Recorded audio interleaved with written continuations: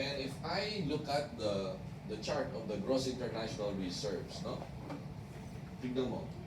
Noong mga 1990s, di ba? That was below 20 billion. Right now, it's about 85 billion. And the momentum is on an uptrend. So which means, ever since, the dollar inflow has been more than the outflow. Although we borrow a lot in terms of dollars, we also pay it out, diba? Capital flight. But today, you know, we're trying to control the influx of the dollar, but still we would want to generate it because it is beneficial to our economy, you know. But anong implication nito sa exchange rate? You must understand. Clearly, during this time, mahina dapat ang pera natin. Pero dapat dito medyo lumalakas. Supposedly. Okay? Supposedly. You know. But a lot of people still believes that the peso is going to weaken for the rest of their life. You know, hindi pa mag-settle sa kanila na ang Pilipinas pwede maging superpower eventually. One day. You know. So, yun. What are the other positives? Headline inflation was 1.7%. Diba? So, from 6.4 for the same period last year, you just imagine, anong implication pag mababang inflation rate? Ano ibig sabihin nito? Mababa ang growth. Ha? Mababa Ano? ang growth. Mas? Wala nag-spend. Mas marami mabibili yung pera ninyo. Okay. Ano ang benefit niyan sa client na sa kliyente na mas marami siyang mabibiling groceries doon sa pera niya? Yan ba ay kaaya-aya marinig ng kliyente? So mababa ang inflation ngayon, so marami ka nang mabibiling groceries, ganun ba yun? Ito ang pinaka-importante sa financial advisor. Okay, inflation rate. Sapagkat ang inflation rate ay indikasyon ng paggalaw ng interest rates. Pag gumalaw ang interest rates, gagalaw ang bonds, gagalaw ang stocks, sigurado gagalaw din yung NAV po ninyo. Yun ang benefit nun sa inyo. Kaya, napaka-importante na alam natin kung ano pwedeng mangyari sa inflation rate. Kasi ganun ang mangyayari sa ating investment. Gets nyo? Yeah. Pinabayaran yan. Dito libre. BSP forecast inflation, ito na ngayon. Anong forecast ngayon sa inflation? So na malalaman natin kung anong galaw ng capital markets over the next 2 to 3 years. By 2020, inflation is expected to range between 2.7 and 3%. Baba pa rin. And in the past administration, this has been 4 to 6%, 3 to 5%. Now it's even getting lower. So what does it tell you? That the interest rates is likely to go lower. So what should be your investment decision? That's what's important to you. Or what should be your investment recommendation? That's what's important to your client. And that could possibly lead you to the sale. Ayan, diba? So, for 2019, BSP has cut the interest rates already by 50 basis points. And there is another potential cut before the year end, according to Governor Joko. Q-quarter GDP recorded 5.5% growth. Although it's lower, but you just imagine there's still growth. Diba? Ito yung hindi ko maintindihan minsan eh. Parang, BPI's recorded a profit of parang 7 billion pesos for second quarter. And this is dismal compared to the forecast of 12 billion pesos net. Tapos babagsak yung presyo ng stock. Hindi ko maintindihan eh. Kumita ng 8 billion, tapos babagsak yung presyo ng stock. Dati yung 8 billion, that was an earning for a year. This is an earning for a quarter. Yan. Kaya maraming nasisiraan ng ulo sa stock market. Hindi nila ma-reconcile yung mga nangyayari doon sa mga nangyayari sa market at yung nangyayari ng binabalita. World Bank projects our economy to grow 6.4%, which is a lot better than the global growth of 2.9%. That's why we're one of the fastest, growing economies in Asia, or in the world, in fact. IMF though slashed the forecast from 6 to 6%, amid the slower growth in the first half. But of course, second half, babawi ang gobyerno. But what's important there, knowing these facts, is that our stock market is relatively resilient compared to the supposedly perceived, slowdown in our economy. And from days ago, the Fed decided to cut the interest rates by 25 bips to 1.7 policy rate. Tayo 3.75 ang rate natin, sa US 1.75, just for your information. So what does this tell you? Rates have been going down, and that is usually more good news than bad news. Kaya nandun siya sa positive. Okay. Big news for 2019.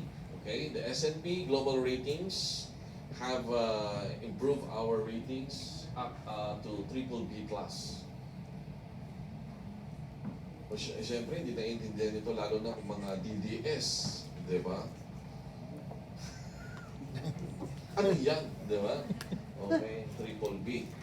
So, credit rating, ibig sabihin yung credit worthiness natin, our ability to pay our debts.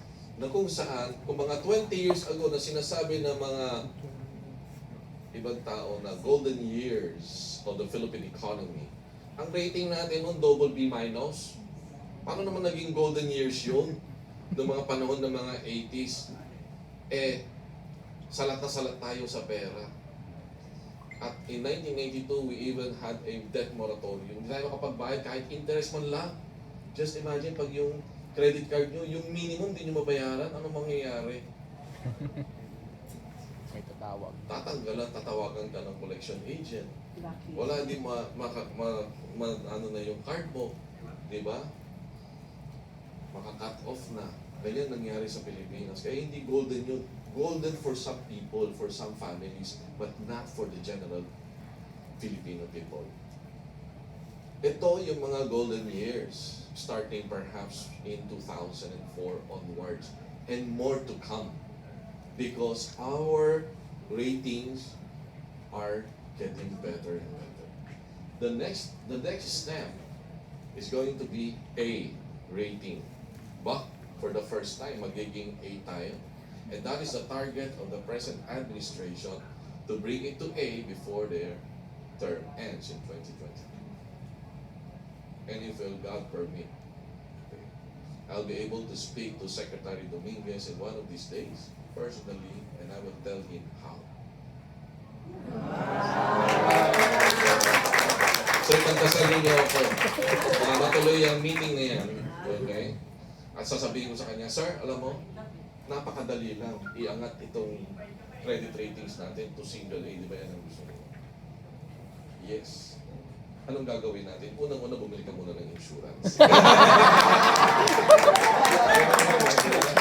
Hindi, sigurado insured na yun. Mayaran yun. Just days ago, another good news. Okay? The Sitira Act, which is part of the whole ayaw na nila isama doon sa buong train law, no? Kasi pero kasama yan sa tax reform package kasi hindi maganda yung image ng train, no? Parang na railroad yung mga kabuhayan ng tao. Okay? But then part of it is actually a reform package bringing down corporate income tax from the present 30% going to 20% over the next 10 years. Oh, wow. So what will happen? This will generate more employment, more contribution to the GDP, and that is why, nothing will stop the Philippine economy, even the bad president, okay, from underperforming, okay? Not especially so when you understand the real components of the economy. So good news ito, okay?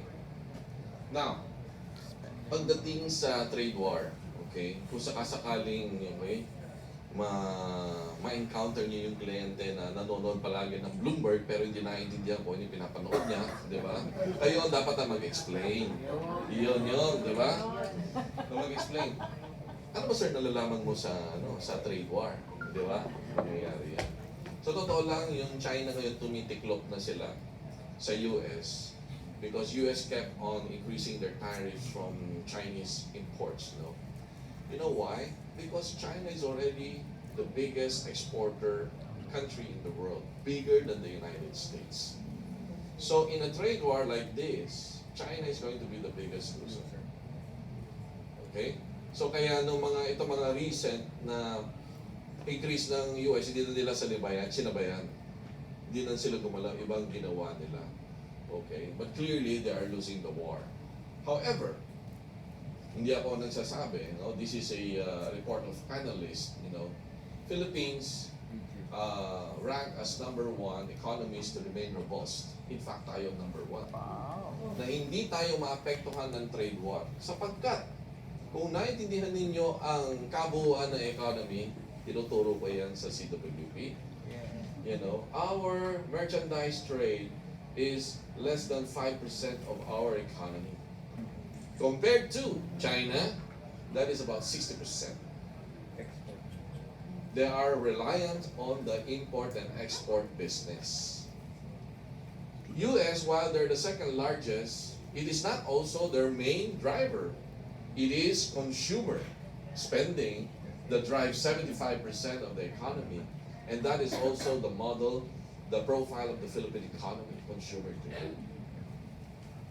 Actually, I know this long time ago during the 2008 global financial crisis. Kaya mas mabilis tayo naka-recover. Ang China, hirap na hirap. Because China, for them to recover, the whole economy, global economy, must be doing well. You have to understand that. That's why they are now changing their tack, to become, import oriented, to actually promote consumer spending. That's why they're starting to decentralize, state-owned companies to be privately owned in order to stimulate, more consumer spending. But that will take years for them to be able to get into the situation similar to Philippines or the US. They were late in the game. Kaya sila matatalo. So, ano ang parameters niyan? Ito. Okay. Huwag na natin explain. Di ba? Okay. Next one, yung sinasabi kong news, conventional approach, macro analysis, these are what we call fundamental analysis. Ginagawa yan ng fund manager. Correct? Kasi yan ang mga maintindihan ninyo, madaling explain, di ba? Pero minsan, ang isang fund manager, hindi naniniwala sa technical analysis. Ano yung technical analysis? Yung tinatawag nating chart reading. Okay? Lalo na sa Pilipinas, very conventional. Pero sa ibang bansa, ginagamit ito. Sa totoo lang. This is a total separate school of thought by which you're going to analyze the market. And I feel that this is where my strength lies. Yeah. Why? Because isang tingin pa lang, alam ko na kung ano mangyayari. Bakit? 30 years ko nang tinitignan ang chart. Hindi pa pinaparang sa inyo iba, nagcha-charting na ako. Okay. So, sa ngayon, and I would remember the day, when I was in Metro Manila doing cold calls, hindi ko nilalapitan yung mga kamag-anak or kaibigan ko at the time. I was more trained to do cold calling. Okay? At that time, I wish I would be older. Because walang naniniwala sa akin ng bata ko. And I'm asking for, 100,000 pesos investment when I'm only earning 2,400 a month. I'm asking for $5,000, $10,000 investment when I don't even have dollars myself. I wish I was older. But you don't have to look older, you just have to sound older. You can sound old. Diba? Depending on what you talk about. Yeah, diba? So it's just so lucky. I was fortunate, I was exposed in that kind of investments, global investments, in fact. Kaya medyo, diba? Ano tayo dyan? Pasok na pasok tayo. Pero ito yung ginagawa natin. It's going to be part, pero madali lang naman ito. So dito meron tayo, ito yung price movement, araw-araw kasi daily chart ito. So one line is one day. And ito naman is an indicator that will tell us what's happening to the market. So notice that there are two lines moving. Ito yung moving averages na sinasabi. Usually when the market is on an uptrend, the lines are below the price. On a downtrend, usually it goes on top. So therefore, at this point, we can say the market is not as upward looking, unlike in the latter part of last year in November or December. Medyo pababa siya kasi parang pinipigilan siya nitong red. Not until the red is going to be broken can we say that the market is on an uptrend. More so, the indicator MACD, in layman's term, strength, weakness. Nasaan siya? Nandun siya sa weak zone. More than the strong zone. Kaya the market is likely to be weaker on the short term. However, on the midterm, on the weekly chart, you would notice that the moving averages is more on the lower side of the price, di ba? Parang ganito, di ba? It is most likely to provide a lift. Diba? And the strength and weakness indicator, it is staying on the strong side. Correct? So on the weekly side, positive tayo. On the daily side, medyo weak tayo ng konti. So short term. On the longer term, monthly chart, nasaan yung moving averages? Mas nasa baba siya. Diba? More than nasa taas. So this one is early 2000. Up to the 2008-2009 crisis bagsak. And then by 2010, it's on uptrend all up to today. It's on an uptrend. Moreover, it is going to be confirmed by the strength analysis, strength indicator, that it is indeed, stronger more than weak. So what can we deduce from the daily, the weekly, and the monthly chart? Short term, potential weakness, but medium to long term, upwards. So therefore, Mr. Client, whenever the market goes down, it tells you it is the time to buy. Yan. Sa dami-dami na sinabi mo, yun lang. Diba? Pero siyempre, I'm making it simple for you. Diba? It depends on what you want to happen. You want to be understood, you can do that. You want to impress, you can do that. And not be understood, you can also do that. Diba? So, it depends. No? Anyway, you want to get an analysis like this on a weekly basis for free? All you have to do is to subscribe to my website. I've been doing that since February of 2017. Libre yan. Ilan pa lang ang subscriber ko? 1,300. Ilan ang financial advisor sa buong Pilipinas? 92,000. So, konti pala nakakakilala sa akin. 1,300 lang pala. Okay? No? Anyway, libre. No? That's essentially my CSR. Pero, wala akong YouTube channel. Ayoko nun. Pambata yun eh. Tsaka nade-degrade ako doon pag gano'n. Kasi pag nasa YouTube ka, apply ka nakikita ng tao. Pag nakita ka nila, hindi lang papapicture sa'yo. Gusto ko merong reality effect. Diba? Pag nakita lang nila ako, doon lang nila ako makikilala. Wala akong YouTube. Kasi mga nandiyan sa YouTube, yung mga nagpapakilala, hindi ko na kailangan mo. Si Rex Mendoza ba, merong YouTube channel? Wala. May Facebook page ba? Wala. Pero sikat na sikat.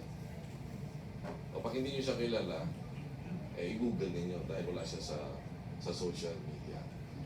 Because he doesn't need it. Diba? But eventually, sabi ko, this was going to happen. I will be getting out of the limelight.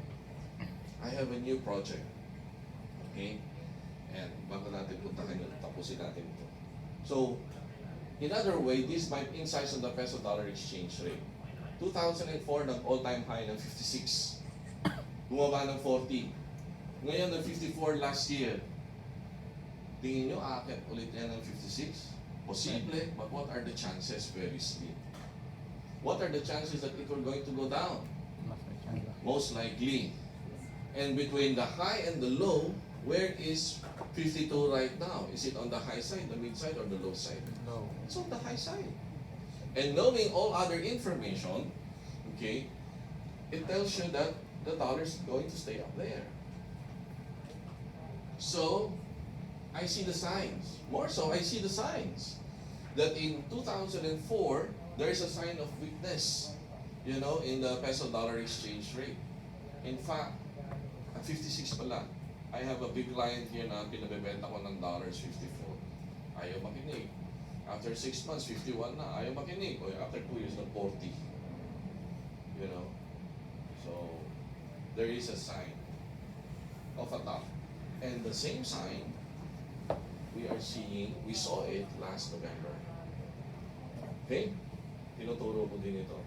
So, kaya nung last November, sabi ko, I told my client, November 3 ito, sabi ko, sell your dollars. It was about 53.25. So, because there is a reason. Diba? My client that I'm advising to, a family, you know, it's about $700,000 US dollars. Was about 35 million, eh yung peso nila mga 15 million lang. Una-una sabi ko, medyo tagilid, di ba? You are more biased towards your dollars more than the peso. But with what I'm seeing today, sabi ko, I suggest you sell your dollars. And I know it's very difficult to sell all. Just sell half. Hirap yun eh. Yun na mag-decide ng gano'n na komportable sila doon sa dollars sila. And the mother said, sabi na, why? So I have explained them, mahaba explanation, hindi ko na sabihin sa inyo. So what are you getting? Sabi niya, well, some of my friends are saying to just stay put. So what is your decision, ma'am? Alam mo, sabi niya, I tend to believe you. Thank you. Sabi ko, you are paying me for that. Kasi binabayaran ako doon eh, 10,000 per session. Ito ang presyo ko. Kaya yun ang parang contribution ko na sa inyo. In fact, mura yun eh. Pag may present ako ng ganito, 60,000 ang bayad sa akin. Diba? Parang yun na yung contribution ko sa inyo. Kasi meron akong go-plug. Ito yung seminar ko, the CIPP, 3 araw yan na investment. You know, seminar. So, si Roarke yung naka-attend, saka si NJ. Si Mr. Duz, nagkata niya, pero tinapos eh. Kung bakit. So, this is my 4th because I ran it in January, and then April, and then July, and then October, if you're interested. Okay. So, this is 15,000 plus VAT, and you can apply it to TAP, your training assistance program, so that you will have extended payment period. Pati yung buong CWP, yung 45,000 na yun na ni MJ. So, kasama yung risk planning tsaka yung estate planning. Kung investments lang, ito, pwede nyo kunin siya standalone. Okay? Next. October. Balik mo yun, Ay, yung slides. ba't ayaw? Ayun na. Ayaw. Bagal lang siya. Yan. Yan. Mas guwapo ka dyan. Mas bata ka na, no? Tawag dyan, camera trick. Diba? Camera trick. Pero mag-shooting ulit kami kasi tingnan mo, mas makapal yung buko niya. No? Diba? So, hindi na siya updated. Diba? So, i-update lang natin yan. Okay? So, you also subscribe to my The Fast Exchange. Well, puno na yung Facebook ko kahit na mag-request kayo mag-request. Actually, ang friends ko ngayon nasa 4,989. So, pinipili ko na lang yung 11 matitira na magiging friend ko pa.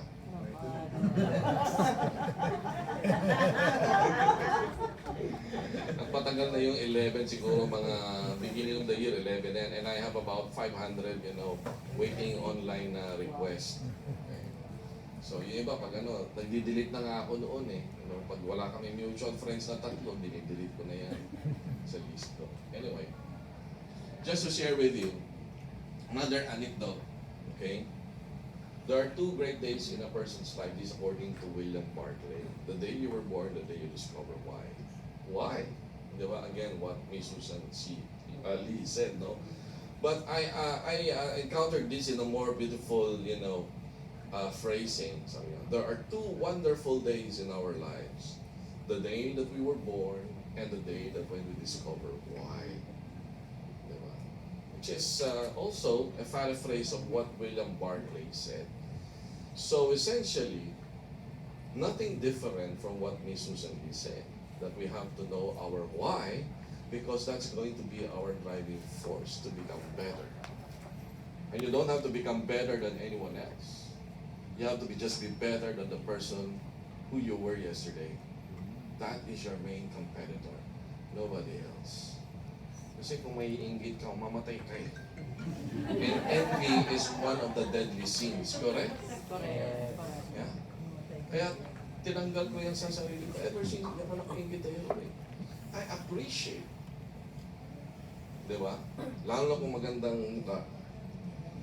Maganda eh. Gusto mo ba maging maganda ka? Of course not. Diba? Pero you appreciate the beauty, what people have, where the successes. You want to be with people like, of course, Miss Susan Lee, very successful. Is good goods. Kasi pag silang kasama mo, mas marami silang pera, silang taya. Pag ikaw yung pinakamayaman, ikaw taya. Di ba? So, at saka, ikaw taya. Tapos, ikaw pa yung tinatanong. Biruin mo. Ikaw pang sisip-sipan ng mga ideas. Ikaw pa yung mag-share. Ikaw na nga yung magbabayad ng kinakain ninyo. Luging-lugi, di ba? Wala kang mahihitak doon eh. Dapat doon ka sa successful dahil tatanungin mo siya. O kanina yung simple ko po namin doon ni Susan Lee, I was able to learn something from her. And it was in sync with my recommendation to my client as to what they should be doing with their properties. Kasi doon na pupunta ngayon eh. Kasi yun ang mga asset classes ng mga mayaman, yung mga properties. Hindi ba? Oh. Ako, kumpletong-kumpleto ako pagdating sa financial assets. Alam ko yan, local and global. Pero sa properties, medyo salat ako dyan. Sa painting, hindi ako masyado marunong. Kaya pagkausap ko si Boss Rex, mga painting nga pinag-uusapan namin. Kasi yun ang gusto ko matutunan eh. Correct? So, ganun. Kaya pag linokot ka pa, thank you. Di ba? Pag hindi, thank you. Pa rin. Because they answered your question. And this is what I've discovered. I know what I'm going to do for the rest of my life. And that is to make people richer, wealthier, with my expertise. Yeah. So ito meron akong tinawag na Regis program. Okay? Now, depende sa mindset ninyo. Pwedeng ito ay maging kalaban ninyo or maging kakampi ninyo. Dalawa lang yan. Nothing in between. Correct? It's either DDS ka or dilawan ka. Period. Diba? Nothing in between. Yung bang para kang apolitical or I don't know. Pero deep inside, meron kang kulay. Deep inside, meron kang pinaniniwalaan. Di ba? So, ito yan eh. Basically, pag mayaman na, marami ng insurance, meron kayang pera sa bangko. So sabi ko, bigyan natin ng mas magandang kita yung kliyente mo, 5 to 7% net na pwede niya makuha monthly. Hindi mo makukuha sa bangko yan. At kapag kinukuha mo yung pera sa bangko, anong nangyari sa kapital mo? As is. Correct? Pero sa akin, sabi ko, palalaguin ko pa yung principal mo. Kasi, walang makakagawa nito. Textbook says, risk is equal to reward. It's not exactly correct in reality. In reality, what happens? If you don't know how to make money, you don't know money management, you don't know anything about finance, you might getting into a situation wherein you are assuming higher risk and you're realizing low returns. Pero pag marunong ka, you are going to lower your risk and maximize your income. Correct? Okay? eh maraming masyadong hindi marurunong pagdating sa pera. Or perhaps they don't have the time. So this is my proposition. Okay? Or double your money in 6 to 7 years time using an algorithm. Okay? So ito yung projection. So 20 million, you earn 16,000 a month, 1.4 million in a year, 7 million in 5 years. Worst case scenario, yung 20 million mo magiging 24 pa. So total earnings is 11. Correct? Pero may talent fee ako. Yun eh. Yung talent fee kong ito, i-share ko sa inyo. 1% lang. Ay hindi, joke lang yun. So, pag-uusapan natin yan, lahat naman ng bagay na pagkakasyunduan eh. Pag tingnan mo yung pera, on the best case scenario, 20 million, after earning 7 million in 5 years, will become 36 million after 5 years on the best case scenario. On the median scenario, 20 million becomes 27. So this is going to be a win-win thing to the client. The nice thing here about this is that this can be employed to your MF. Hindi sa VUL. Kasi VUL, you can only switch 4 times in a year. I would have wanted it to be working in a VUL. But you know what?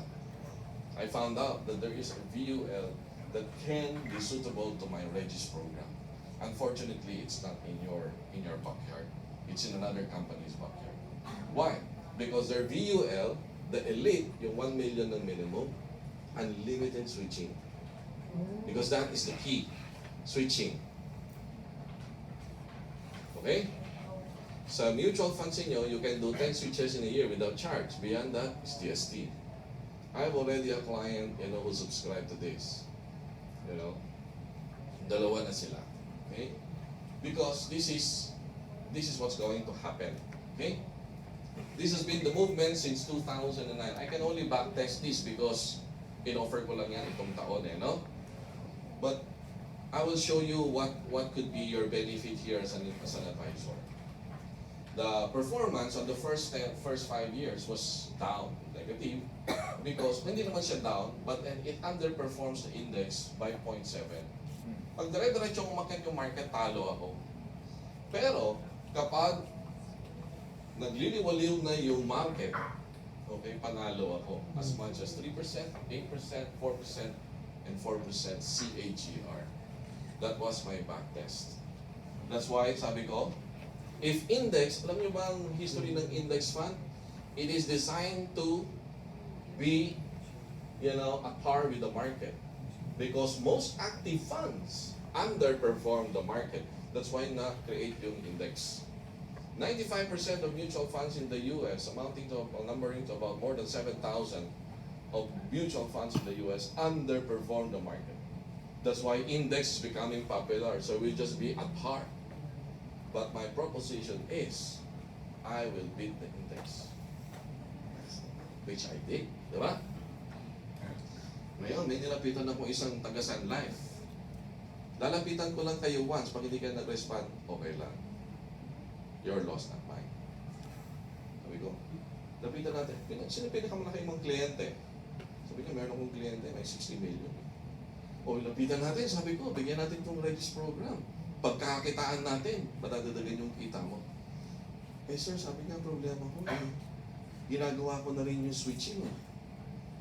Paano ko mag-justify na mababayaran ka? Ginagawa ko na. Aba, sabi ko, magaling ka, swerte ng kliyente mo, nagsiswitch-switch ka. Tingnan natin ngayon. Validate natin, simulate natin yan sa Regis program natin kung anong mangyayari. During the time na-invested yung kliyente, ganda, 2013 to 2019, nag-usok kami last August. The CAGR was 1.8 ang index. Ang performance advisor, 0.35, underperformed the index. But my Regis did 8.32. Yung 59 million ng kliyente, 59.4. Sa akin, dapat naging 68 sana. And this is how it's going to be different. This is what the Sun Life Advisor did. 2003. Buy. Sell. Correct? Switching, active. Kita niyo yung mga arrows, ha? This is how Regis program would look like.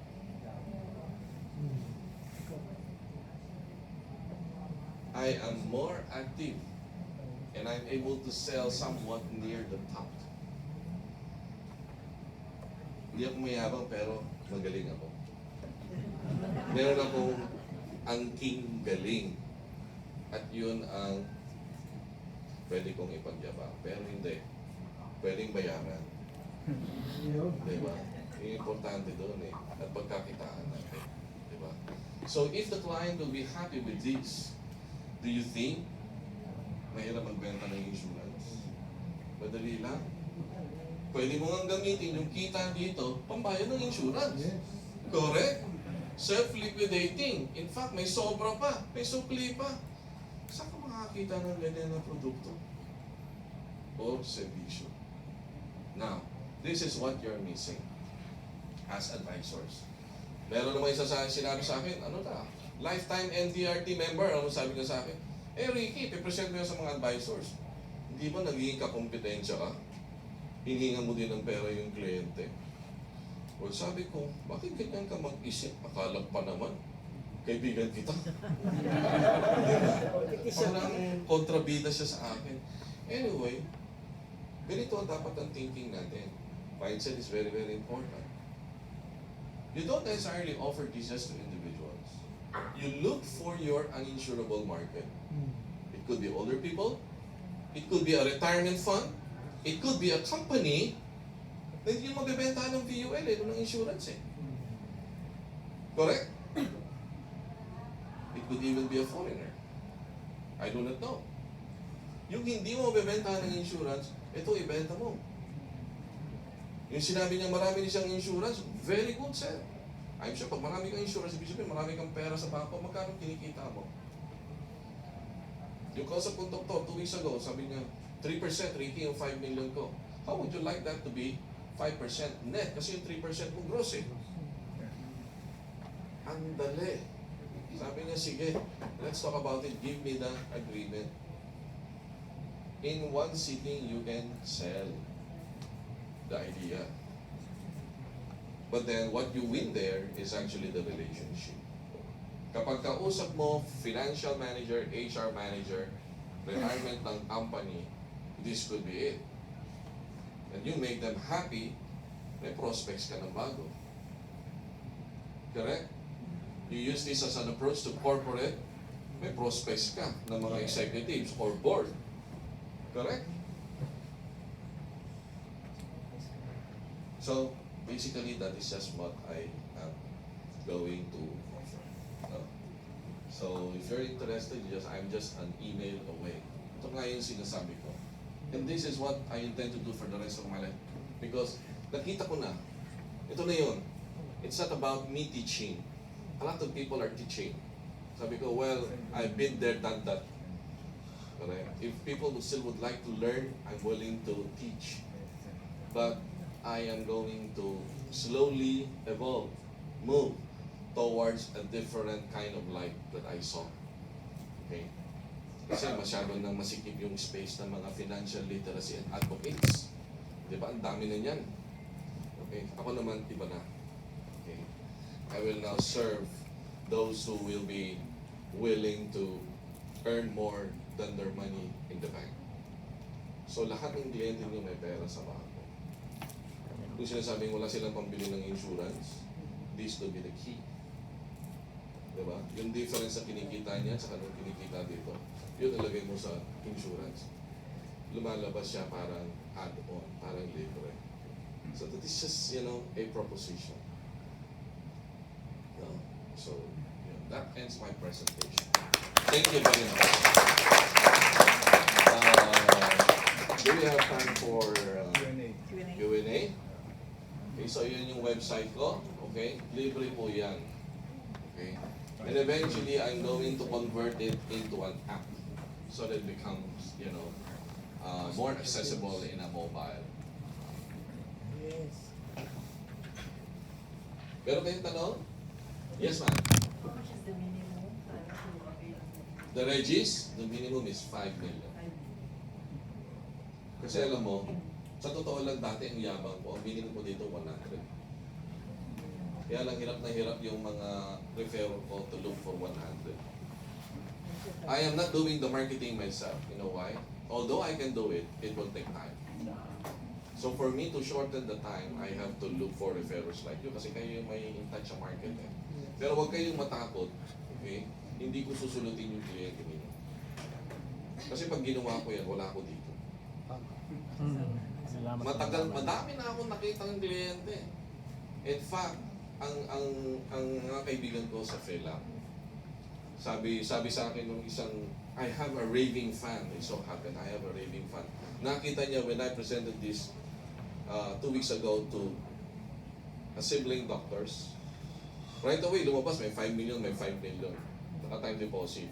Kukunin namin. Ang maganda pala sa PhilAm, not to berate your product, sa PhilAm yung elite nilang money tree, unlimited switches. Kaya lang may cost of insurance. Now, yung cost of insurance, yun yung pag-aaralan ko kung kayang i-cover ng kita ng bond.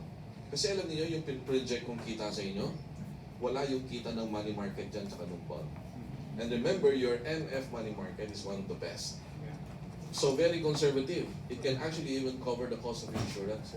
I would just want really, I just would really want it na sana, you know, magbago yung policies or there would be a different type of single pay VUL na unlimited switches. Because that is the key.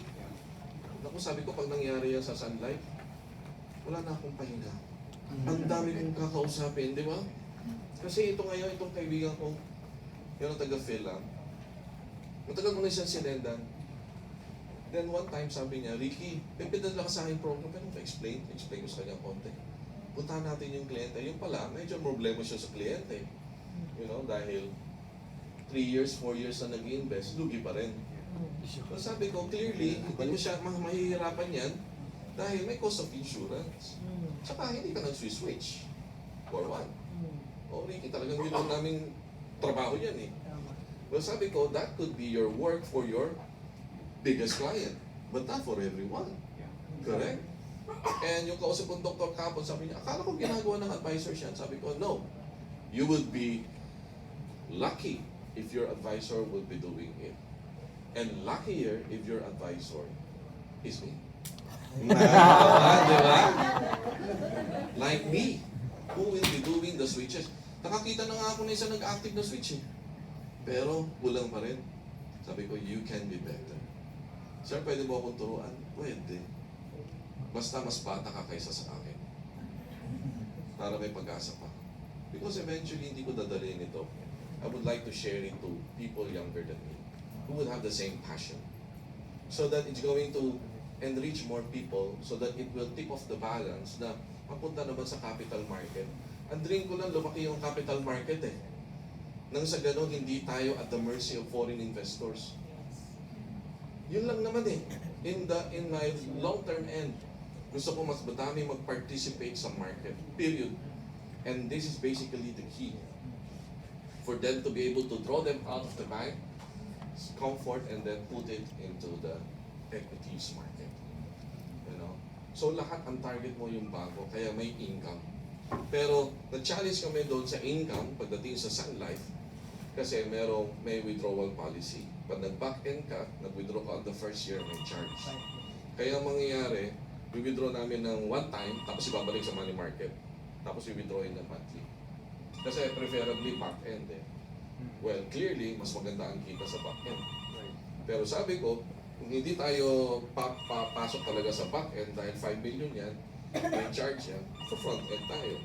What is important is masaya yung kliyente. What is important is that yung pera sa bangko, pagkakakitaan natin. Because every time for as long as it's there, magkano kinikita natin? Wala. Correct? Pero pag yan na sa ating care, wherever it is, you know, pwede natin pagkakitaan. And that could be a bridge to better business. Yesterday yung kausap ko, Dr. Shah, she's about to retire. Sabi niya, ang ganda niyan. Sounds logical. I need to share this to 3 of my friends na mga specialist din. She's a nephrologist. No? Di ba? So, hindi ka na maghahanap ng prospect. Sila maghanap ng prospect for you. And that is the key. As an advisor, you want more prospects because that is your problem. Magaling ka, may skills ka, wala kang kausap. Galingan mo sa isang kliyente, ibuhos mo lahat yan, 1 or 2, pakita mo yung level of service mo, excellence, sila maghanap ng prospect para sa'yo. Kaya kung di na ako kailangan maghanap ng prospect, marami akong kaibigan na maraming kliyente. Sa bahay lang ako, hintay lang ako ng messenger. Oh, papapo yan. Sasagutin ko. May magte-text, sasagutin ko. Ano lang, naghihintay lang ako. Home-based. Yes. You said something about, di ba, 500,000 as your fee. Yes. With what amount? Million?